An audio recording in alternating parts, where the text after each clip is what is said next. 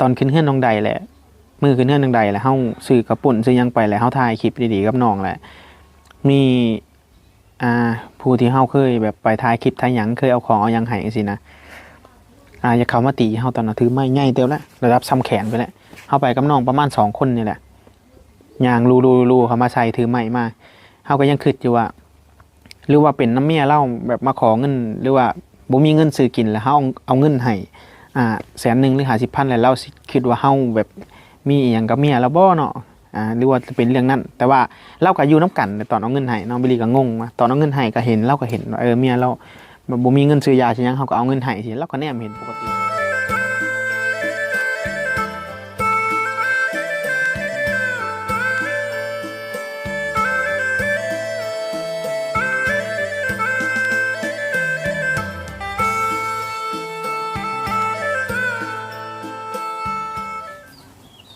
กับสบายดี FC เบิร์ดสุขุสุคนแล้วก็พลุงแม่ป้าเบิร์ดสมองสบอนนะพี่น้องเนาะ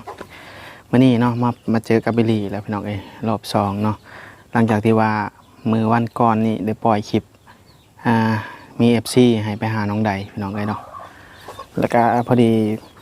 บิลลี่ก็เลยตัดสินใจว่าบ่ได้ไปนั่นพี่น้องแล้วที่นี่ก็คือบ้านเสาอ่อนพี่น้องเนาะเสาอ่อนอยู่บ้านสะแล้วเนาะหลายๆคนก็คือสิฮู้ดีว่าเสาอ่อนเนาะคือไผเสาอ่อนนี่ที่บิลลี่เขาไปหาลาวเนาะครั้งล่าสุดเนาะเอาครั้งล่าสุดซะพี่น้องแล้วก็บ่กล้าเข้าไปอีกเลยเนาะเฮือนเสาอ่อนนี่ก็นั่นแหละคือสาเหตุนี่ในบ้านสะแล้วเนาะที่ว่าบิลลี่แบบว่าบ่ได้เข้าไปเลยดนเติบพี่น้องเนาะมันมีปัญหาหลายอย่างเนาะแต่ว่ามื้อนี้เฮาสิเอาเรื่องของเสาอ่อนพี่น้องเนาะยกตัวอย่างมาเว้าให้ FC ฟังก่อนเนาะเฮาบ่ได้เข้าไปทางพุ่นเลยนะเสาอ่อนนี่คือช่วงบิลลี่เข้าไปแรกๆนะผัวเราก็ปกติดีพี่น้องเนาะช่วงเข้าไปแรกๆเนาะช่วงที่ว่าไปบุกเบิกแรกๆที่ว่าบิลลี่เข้าไปแล้วหลังจากนั้นก็มีผู้ใหญ่ใจบุญซื้อเครื่องซื้อของเอาไปให้เสาอ่อนเนาะแล้วก็พอดีมีทางทีมงานเบาจันเนาะทีมงานเบาจันเพิ่นเข้ามาแล้วพอดีเพิ่นมาเฮ็ดเฮือนพี่น้องหลังจากนั้นก็พอดีห่างมาบิลลี่ก็เขาแน่บ่ได้เขาแน่แล้วก็เลยบ่ได้เข้าไปเลย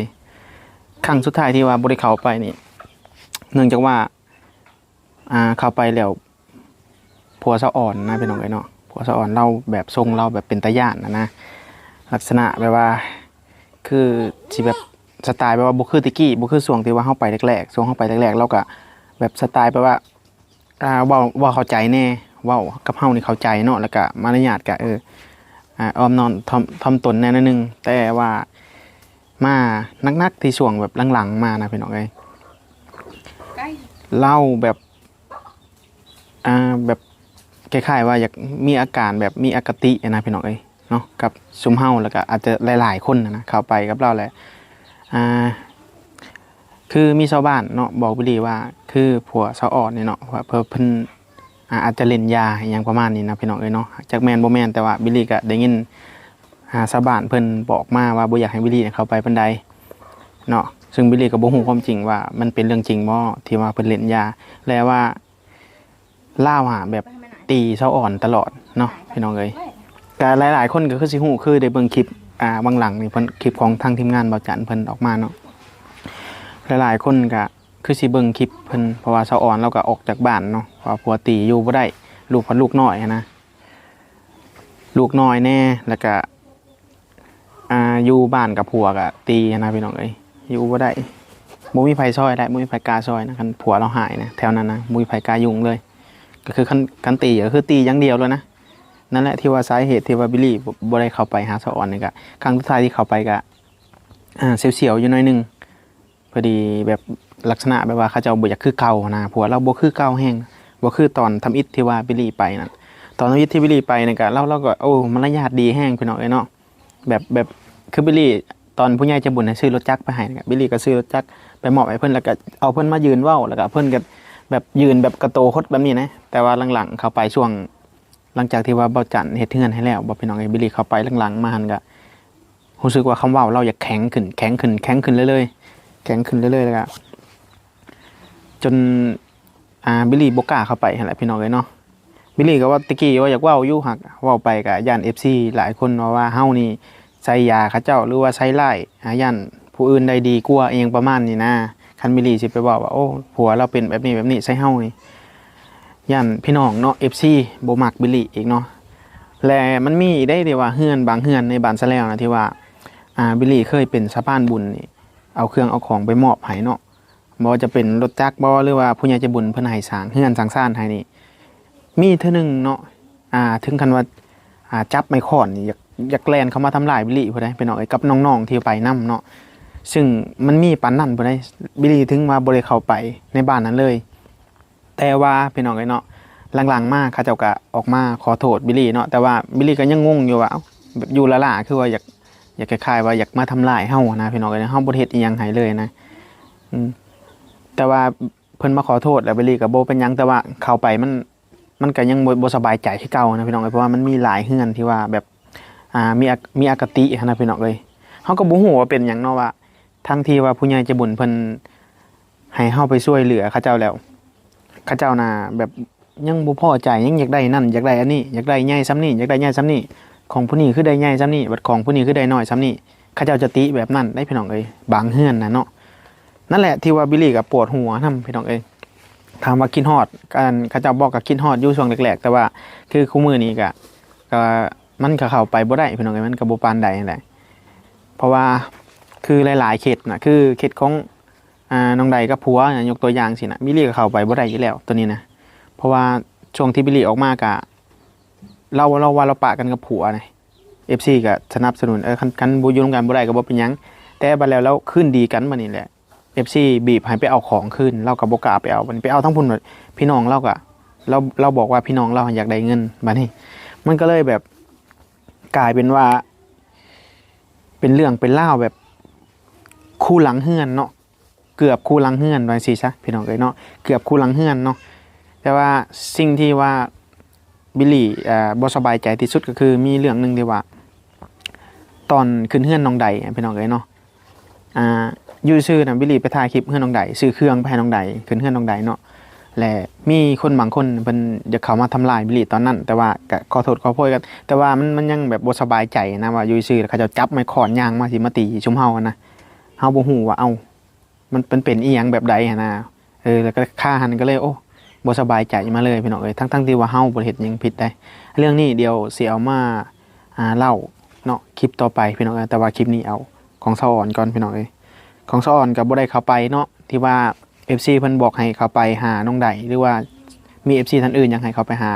หลายๆคนอยู่หันกะบิลลี่ก็บ่ได้เข้าไปเด้อพี่น้องขอโทษขออภัยนำ FC หลายๆที่ว่าเพิ่นอยากให้เขาไปหาน้องใดก็บ่ได้เข้าไปเพราะว่ามันมีปัญหาปัจจัยหลายอย่างพี่น้องเอ้ย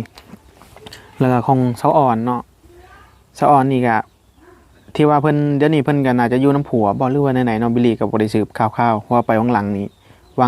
ก็ได้ยินน้องๆเพิ่นว่าผัวเพิ่นผิดกันกับเพิ่นบ่ทุบเฮือนทุบหยังนะเฮือนที่ว่าผู้ใหญ่จะบุญสร้างให้นะอันนี้บิลลี่ก็ได้ยินจากน้องๆอยู่บ้านซะแล้วหั่นเพิ่นบอกบิลลี่ต่อเนาะแต่ว่าบิลลี่ก็บ่ได้เห็นกับตาแต่ว่าน้องๆบอกกับประมาณ2คนบ่ได้บอกบิลลี่เนาะว่าเพิ่นทุบเฮือนเนาะผิดกันกับเมียทุบเฮือนแล้วเพิ่นก็ว่าลูกสะอ่อนนี่บ่แม่นลูกเล่าอหยังประมาณนี้นะแต่ว่าตัวนี้บิลลี่สิบ่ขอเว้าซะตัวนี้เว้าไปเดี๋ยวมันสิยาวตัวนี้เนาะเห็นเพิ่นเว้าเนาะบิลลี่ก็โอ้บ่กล้าไปได้แต่ว่าบิลลี่ไปเองตอนนั้นก็ยังบ่กล้าเข้าไปแหละเห็นอาการของผัวเราแบบคล้ายๆว่าแบบบ่ปกตินะพี่น้องเอ้ยบ่คือตอนตะกี้นะบ่ปกติแห้งนะซึ่งเฮาก็แนมมึงก็เป็นตาย้านนะพี่น้องเอ้ยแต่ว่าเนาะที่ว่าเพิ่นผิดกันสะอ่อนเพิ่นก็หอบข้าวหอบของไปอยู่นำบ้านพี่น้องบ่ตอนเห็นทีมงาน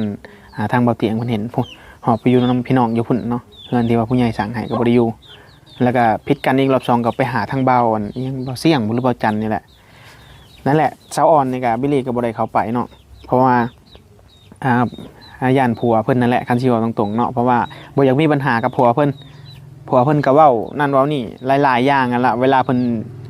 บ่ปกตินะพี่น้องเอ้ยเนาะ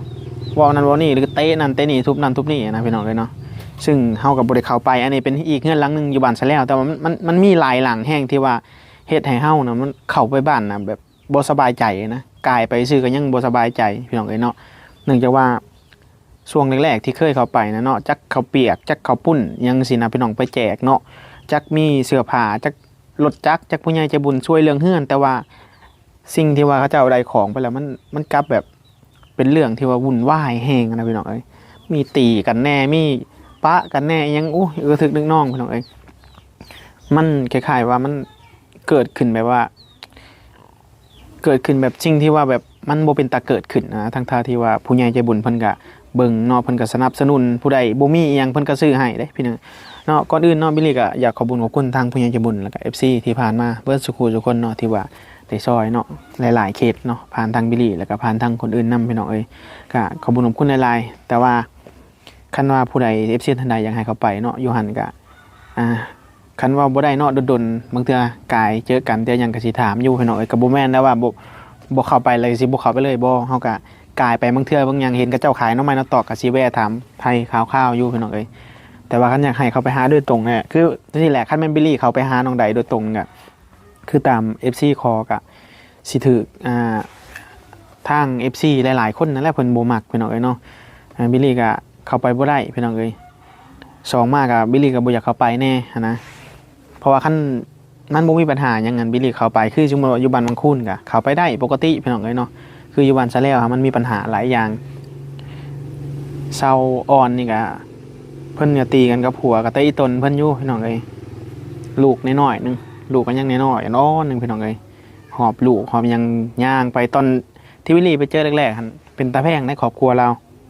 ลูกเราอัน2คนผู้หญิงนั่นเป็นตาแพงเบิด2คนพี่น้องเอ้ยเนาะ2บ่หรือ3แล้วก็มีผู้น้อยอีกผู้นึงเนาะแล้วก็ผู้ที่เราได้อีกผู้ที่เราได้อีกพี่น้องเอ้ยเนาะแต่ช่วงวิลลี่เขาไปแรกๆหั่นยุ่งหลายๆอยู่แถวนั้นนะพี่น้องเอ้ยเขาไปแรกๆเพิ่นก็กินปลาแดกบ่ได้บ่กินงูบ่ได้คันกินอะไรแบบสไตล์แบบเล่าไห้เราว่าเล่าไห้แบบคล้ายๆแบบว่าแบบคือผีเข้านะพี่น้องเอ้ยเพิ่นมีความเชื่อกันประมาณแบบนั้นเนาะเพิ่นบอกว่าคันกินปลาแดกกินงูกินหยังนี่ให้แบบบ่ฮู้โตเลยนะบ่ฮู้จักเป็นหยังละว่านะพี่น้องเอ้ยแต่ว่าค่อยเข้าไปบ้านนั่นก็แปลกๆอยู่เด้มีเทื่อนึงแบบอาการแบบค่อยอยากแปลกๆแบบสไตล์เข้าไปแหละมันคือมีมีดมาแทงทางหลังนะพี่น้องเอ้ยแต่ว่าเฮาผัดแขนพระเนาะพี่สาวเอาให้พี่น้องเอ้ยแขนพระเข้าไปก็รู้สึกเจ็บๆอยู่แต่ว่าแบบบัดถ้าเฮาย่างออกวิทย์จุดนั้นแหละก็ปกตินะอันนั้นบางเทื่อมันอาจจะเป็นน้ำร่างกายเฮาพักผ่อนบ่เพียงพอไปจากเนาะบิลลี่ก็บ่ฮู้แต่ว่าเป็นน้องๆก็เป็นคือกันเนาะเป็นสไตล์เดียวกับบิลลี่แหละเอามาคุยกันแต่ว่าอยู่หั่นก็มีหลายคนที่ว่าเพิ่นอยากได้นั่นนี่มาขอนำเฮาตอนโยงเฮาเข้าไปแล้วก็เฮาก็บ่ได้ให้และพอบ่ได้ไปถ่ายเนาะเพราะว่าบางคนก็คือบิลลี่ว่าแหละเรื่องราวบักใหญ่นึงอยากให้เฮาไปถ่ายเฮาก็บ่ได้ไปนะพี่น้องเอ้ยเรื่องของสาวอ่อนเนาะกับผัวก็บิลลี่ก็บ่ฮู้ว่าเพิ่นยังอยู่นำกันบ่ปานนี้เนาะพี่น้องเนาะเดี๋ยวบัดแล้วสิลองถามข่าวๆของสาวอ่อนนำน้องๆในบ้านเบิ่งแล้วก็สิมาเว้าสู่ FC ฟังเพราะว่าบิลลี่ก็บ่ได้เข้าไปพี่น้องเอ้ยเนาะเพราะว่าบ่อยากมีปัญหากับผัวสาวอ่อนพี่น้องเอ้ยเนาะนั่นแหละสาเหตุที่บ่ได้เข้าไปเดี๋ยวคลิปต่อไปเนาะเดี๋ยวบิลลี่สิมาเล่าเรื่องโตที่บิลลี่ค้างคาไว้พี่น้องเอ้ยเนาะเป็นยังไงก็ฝากติดตามเนาะรอเบิ่งรอชม EP ต่อไปนี่เด้อพี่น้องเอ้ยเนาะเนี่ยไว้ๆนี่ก็คันว่าวิทย์นาพลนะยังแล้วมึงเทื่อก็สิได้ไปหาซื้อหน่อไม้หน่อตอกคือเก่าแต่ว่าช่วงนี้ก็ยังประจำอยู่บ้านพี่น้องเอ้ยเนาะก็สิให้เอาเรื่องเล่าที่ว่ายังบ่เคยเว้าบ่เคยเปิดเผยแหละมาเว้าสู่พี่น้อง FC พังเนาะนี่ก็บิลลี่ก็ยังคิดอยู่ว่าสิเว้าบ่เรื่องที่ว่าตอนขึ้นเฮือนน้องใดแหละมือขึ้นเฮือนน้องใดแหละเฮาซื้อกระปุ่นซื้อหยังไปแหละเฮาถ่ายคลิปดีๆกับน้องแหละมีผู้ที่เฮาเคยแบบไปถ่ายคลิปถ่ายหยังเคยเอาของเอาหยังให้จังซี่นะอย่าเข้ามาตีเฮาตอนน่ะถือไม้ใหญ่เต็มแล้วระดับซ้ำแขนไปแล้วเฮาไปกับน้องประมาณ2คนนี่แหละย่างลูเขามาใส่ถือไม้มาเฮาก็ยังคิดอยู่ว่าหรือว่าเป็นน้ำเมียเล่าแบบมาขอเงินหรือว่าบ่มีเงินซื้อกินแล้วเฮาเอาเงินให้100,000หรือ50,000แล้วเราคิดว่าเฮาแบบมีอีหยังกับเมียแล้วบ่เนาะหรือว่าจะเป็นเรื่องนั้นแต่ว่าเราก็อยู่น้ำกันตอนเอาเงินให้น้องบิลลี่ก็งงว่าตอนเอาเงินให้ก็เห็นเราก็เห็นว่าเมียเราบ่มีเงินซื้อยาใช่ยังเขาก็เอาเงินให้สิเราก็แนมเห็นปกติอยู่เฮาก็ถ่ายคลิปพร้อมก็มันนี่นะจังหวะบิลลี่ก็โอ้พี่น้องเอ้ยบ่ได้เข้าไปเด้อพี่น้องโอเคเนาะสำหรับคลิปนี้ขอลาตัวไปก่อนพี่น้องเว้าไปหลายแฮงยาวแฮงยืดพี่น้องเอ้ยสบายดี